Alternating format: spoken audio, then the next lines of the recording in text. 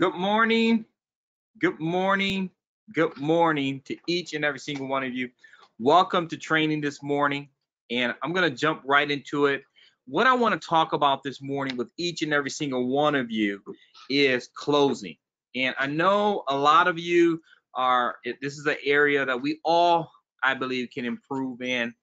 You're never at a point where have completely mastered closing until you get to the point where you closing one out of every two leads that you talk to. But most importantly, the key thing you want to look for is when you're getting to the close, the customer doesn't have any objections. They're either buying from you or they're just hanging the phone up. Okay, and that's how you know that you've mastered this sale. When I started with this sale, I used to get a lot of objections, a lot of questions, a lot of concerns, and I used to have to try to work through all of those to try to get the customer to say yes. And as I continue to improve on my sales presentation, actually within a 6-week period of time, I was closing one out of every two people I spoke to. In the ones I didn't close, they would actually hang up the phone on me, and I would call them back and they wouldn't answer. I would call them back 3 times, they wouldn't answer. I wasn't getting any more objections. They would either buy or hang up, buy or hang up, buy or hang up. And so that means I became really good at eliminating objections before I got to the close. I became really good at eliminating objections before I got to the close. And I'm using the word objection because a person is objecting. Like, no, I'm not doing this. No, I can't afford this. No, I'm not buying this. No, this is not for me. Call me back later. They're objecting to what you have to say, right? They're not in agreement with you. When I say objection, that means they're objecting to what you have to say. Just like in the court of law, the judge said, the attorney says, I object, when the other attorney is maybe cross-examining the person on the stand. So they are objecting, and that is the key to being able to be successful at this job, is how do I eliminate all objections so when I get to the close, the customer either buys from me or they hang up on me. And I'm not there trying to resell the deal, trying to convince them. So there's a technique that we implemented into the script, is called assumptive selling.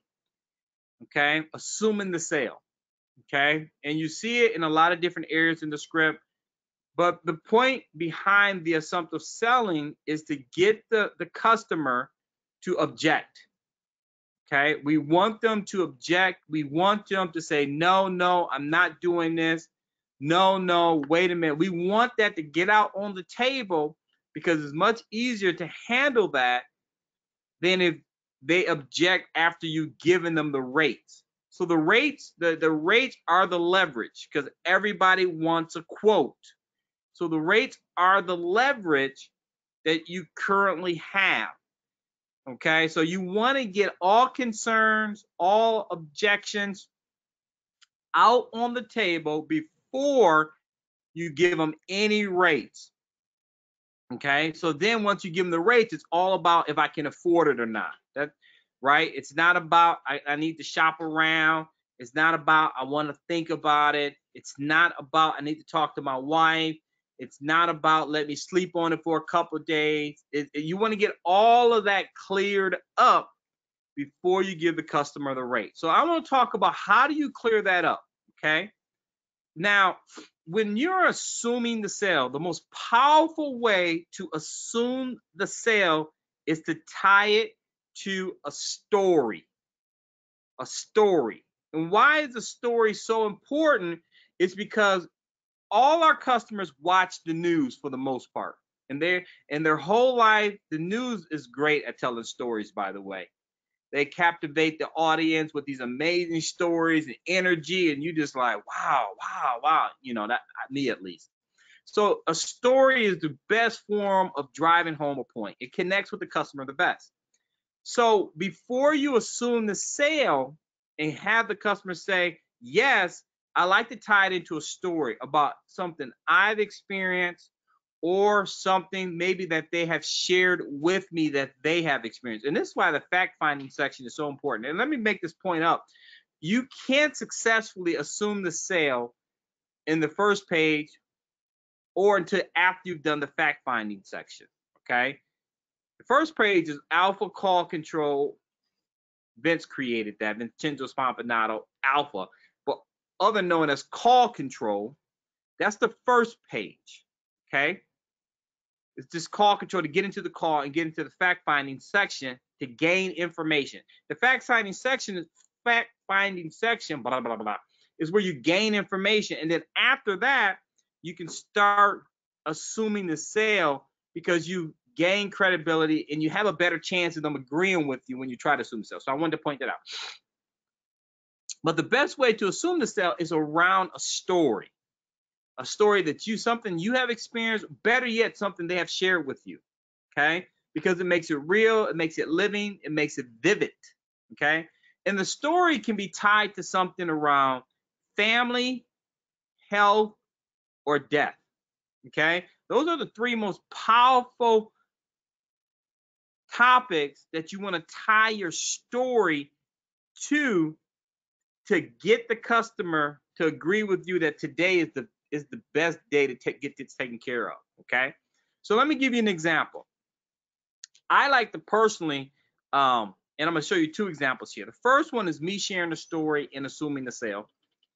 And the second one is the customer sharing a story and me jumping in the boat sharing the same story and then assuming the sale. It's more powerful when the customer shares a story and you jump in the boat and share a story and assume the sale than you just sharing the story and assuming the sale. Okay, it's more powerful when they share something first. So we'll go over that example first. So the customer shares with you that, and I like to use death because it's the quickest way to get to the root of the conversation. Okay, so the customer says, I lost my grandmother. I'm just going to say grandmother, and it was unexpected. They were telling me this, and I asked, we got into this conversation, and the tone is changing, and it's very, I can tell that this is something that's important to them. Okay, this has to be something that's important to them because it needs to ring a bell when I try this technique. And I lost my grandmother. It was unfortunate, unexpectedly, and she died of cancer. And I'm like, wow, I'm so sorry to hear that. I show some sympathy there, but now I'm about to show empathy, jump in the boat, empathy, jumping in the boat, same thing. And then I'm gonna say, wow, I lost my grandmother too.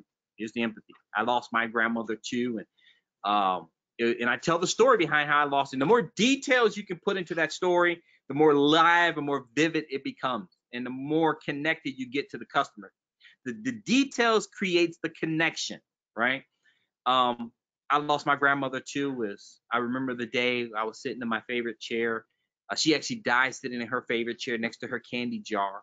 And, she went to bed like any other night. And we just didn't see it. No one knew she would die that night. I mean, she didn't have any serious problems. We didn't know her heart would stop. But it came as a shock to us all. She has 32 grandkids. And we were just devastated. So I can definitely relate to when you lost your grandma, how tough that was. And man, I mean, one thing that I think about my grandmother is that she loved bacon. And ultimately, the bacon and the sausage was the cause of the death, clogging up those arteries. I used to take her out to breakfast, and we used to eat Porky the Pig all the time. But I mean, her memory is cemented into my heart, and I'll never forget her. But most importantly, I mean, seeing that you lost. Now, here's the close. Most importantly, seeing that you lost your grandmother, and you understand the seriousness of life and death, and I do as well. I just want you to know, David, that I'm going to do everything in my power to make sure that we get life insurance in place today to help to protect your family. Okay? Okay, so you see how I assumed the sale around a story. So first she shared a story about losing her grandmother. I shared a story about losing my grandmother. Then I tied them both together, and then I used that leverage to say we're going to get this done today. And then I said, okay, and now I pause. Okay? Now I pause and I wait to see if the customer is going to say yes, or are they going to say, no, we can't do this today. I can't afford it. I got to see the rates. I want to get some feedback here. So I pause listening. And you better be prepared, because when you pause and you listen, they may not tell you what you want to hear. But we want to get this out now, so I'm not a quote machine, right? So I pause, I wait, and then the customer says to me, yes, you're absolutely right. So it's my sale to lose at that point. They know we're doing this today. They have agreed to it. I usually assume the sale 5 times per call. You know, sometimes I do 10. It depends how deep the conversation get. I just keep telling them today, okay, today, okay. I don't do it just one time, because a lot of times they can forget that they agreed to it. So at least 3 is the minimum. 5 is where you want to get to. Okay, as you establish more confidence and you become not afraid of losing the sale, okay, is where you want to get to doing that 5 times a call. Now, let me show you the other version where I'm just sharing with you. This is the other version where they're not sharing a story and I'm sharing a story, okay? Now, I share the same story. You know, I got to share with you. I roll into it just like this. I got to share with you. I got to share with you. And I just tell them, right? It don't matter where you're at in the script. I just tell them. And they know I know that works, because most customers are on the phone with you. Think about it. They're 50 to 85. They're waited a long time to get life insurance. Typically, something's happened in their family, where somebody's died, somebody's got sick, or they've been to the doctor and they got some type of health issues, or a good friend of theirs have died recently. Something like that sparks this interest of getting life insurance. So I know I can talk about family, health, and death, and I'm going to strike a nerve with that customer. Right? I know I'm gonna hit something that's gonna put me closer to me helping them. So here's the second option. Well, let me share. I gotta share this with you. Same story. I lost my grandmother. It was cancer. You know, it was unexpected. We didn't see it coming. She actually died sitting next to her favorite candy jar, and it was one of the darkest days, but one of the brightest days, because my son, and I have out of the 6 kids I have, my son was born the next day. I felt like it was one life being exchanged for another, and it was so unexpected. It left us with a lot of grief, but we were thankful that we got to spend 80 years with her. And that's why. Now here's the sale. Here's assuming it. That's why it's so important that I help you today.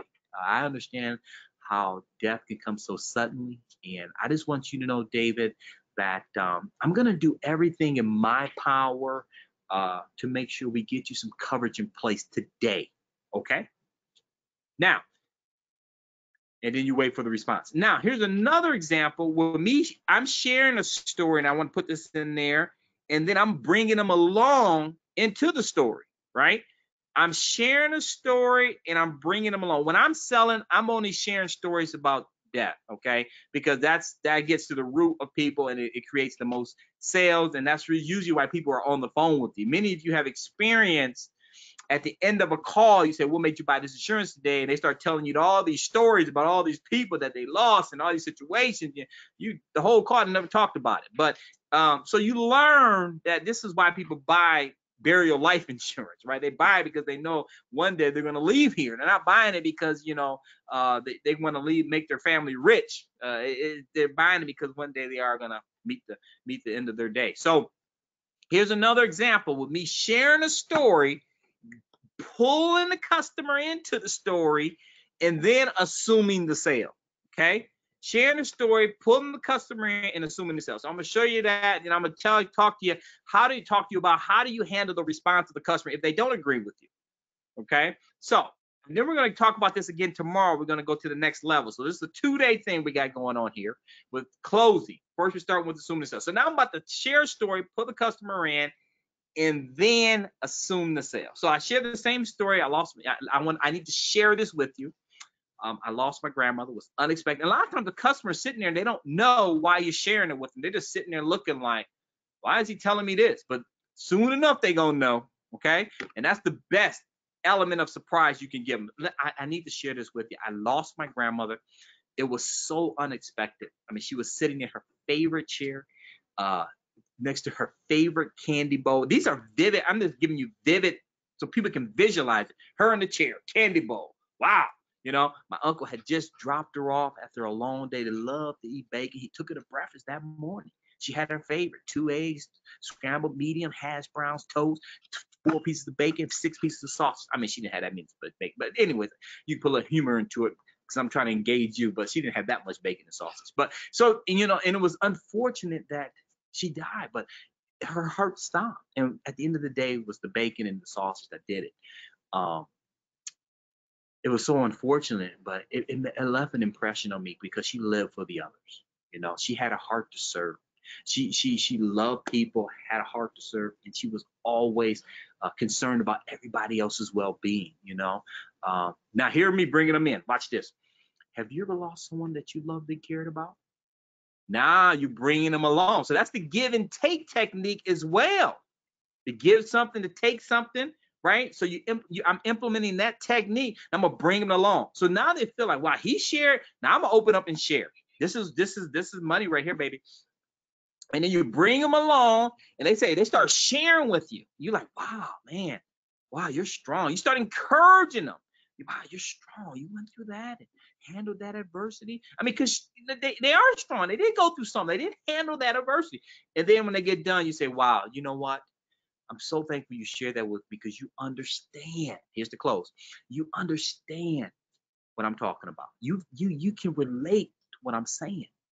You can. And that's why it's so important for me to make this commitment to you right now in this moment that I'm going to do whatever it takes to make sure that we get you life insurance in place today. Okay? Dang, now wait. Now that is how you assume the sale. That's the strongest way to assume the sale. And then they're going to give me a response. So let's talk about the response. Okay. If they don't say okay, if they say to you, nah, I need to shop around. If you tie it to a story around death, you're going to get an okay a lot more frequently. And if you tie it to a story that, about family or health, those are just not as strong. Health is stronger than, for most purposes, health is stronger than family. And if you're using health, you just would put the medical conditions in those places. It's the same formula. But if you were using family, you would just put the family in those same places. But what if they say to you, you know what? Because everybody's not closing every sale. What if they say to you, you know what? I need to talk to Jimmy Joe. I like you, but I ain't buying nothing from you today. Right? Or they say, you know what? I'm still shopping around. Don't pressure me. Don't pressure me. Right? Well, they say something like that. Or what if they say, you know what? I ain't got no money for this. Well, if they take a position like that, okay? If they take a position like that, you have to go underneath them. You got to go underneath them. You understand what I'm saying? You got to, in other words, humble yourself. You got to back down. That's what I'm telling you. You can't get stronger because they can hang that phone up on you so quick. It's not like face to face. Somebody said that you can challenge them, or they can't, because most of the time they're gonna tell you to get out of their house or get out of their face. You can challenge them, and you can pull up your sleeves and go to work with them. But in most cases on the phone, you gotta be open to what they're saying. Okay, I hear you. In a different tone. I understand where you're coming from. You try and it just didn't work. Well, at least you understand now. You know where they stand, and you know that I gotta clean that up. That concern, that objection, whatever they said, I write it on my paper. I put a big circle around it because I know if I don't clean this up, when I give them those rates, they're gonna say the same thing to me. But I'm gonna back down. I'm gonna say, I understand. Well, I understand. And I tell them, I appreciate you being open and honest with me. I say it every time. I understand. I hear where you're coming from. I so appreciate you being open. And they feel like, yeah, I got it. That's how the customer be feeling. Because I just whoa, I tried to put a move on them and they weren't going for the move. They told me, no, it ain't happening. So I back now. Okay. I understand. I appreciate you being open and honest with me. And so that's a concern for you. And I respect that. I say it just like that. And that right there is opening the customer up to listen to me, because I still got to take them through the process, right? I still got to take them through the process to get them to a place where I can close them. But I know what my issue is up front. And the customer is going to stay on the line with you because I haven't given them the rates. So I'm in complete control here. Complete control of the whole situation. I'm running the show. I'm calling the shots. I'm predicting things before they even happen. The customer doesn't know what's going on. I'm in control because I'm picking the moves. Okay, this is important to understand this. So always go underneath them, back it down a little bit, and then you just walk away from the fight, knowing that you got to cover that. They call it a rabbit hole in your training. It's called a rabbit hole. You know, you got to cover that, okay? You got to cover that rabbit hole before you get to the race. And that's what we're going to talk about tomorrow. How do you cover the rabbit hole? How do you cover it? How do you bring home the bacon? Close the deal, baby. So first today we talked about assuming the sale, how the best way to do it. And then tomorrow we're going to talk about, they're telling you no, no, no, no, no. What you going to do now? So that's the funnest part, closing people, baby. I love it. I get so excited talking about it. But anyways, thanks for tuning in today. Assuming the sale. Tomorrow we're going to dig into the rabbit hole. The rabbit hole. And we're probably going to have some real live role play. So y'all can see me like take off the gloves and just go to work. All right, that's all I got for you today. Thanks for tuning in. Assuming the sale, the best way to do it. Tomorrow, we're going to cover that rabbit hole. Have a fantastic sales day. And remember, make a friend, make a friend, and make a friend. And that'll take you to the end. The end is closing the sale. See ya. Bye-bye.